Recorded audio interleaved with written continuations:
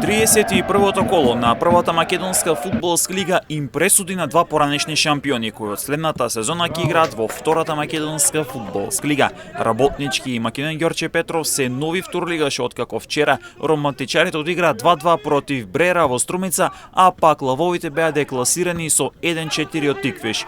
Покрај овие две екипи од елитата одам на испанати Купи кој со 7-0 беше декласиран од Пелистер во Битола. Вардар веќе во следното коло може да стане шампион во прва лига, откако во рамки на 31-то коло на домашен терен со 2-1 го доби Силекс, додека пак Шкендија со 3-1 го доби дербито во Тетово со Струга Тремлум.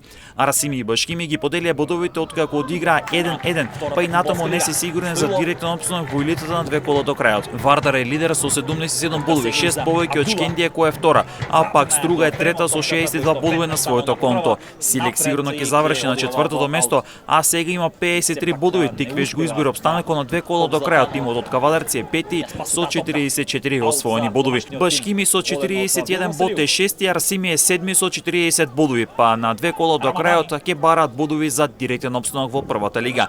Брера во бара зоната како осмо со 37 бодови, до крајот Струмичани имаат реални шанси за директен опстанок, а пак Пелистер е девети со 36 бодови со шанси за директен опстанок, но за тоа ќе треба да се освојат 6 бодови до крај, Арсими да ги загуби двата надпреварили, пак на еден меч да загуби, а на еден да одигра X. Македонија Ѓорче Петров и Работнички со по 30 бодови се во црвената зона и веќе се преселија во ранг подолу, а пак Шкупи е на дното со само еден бод и единствен тим кој нема триумф.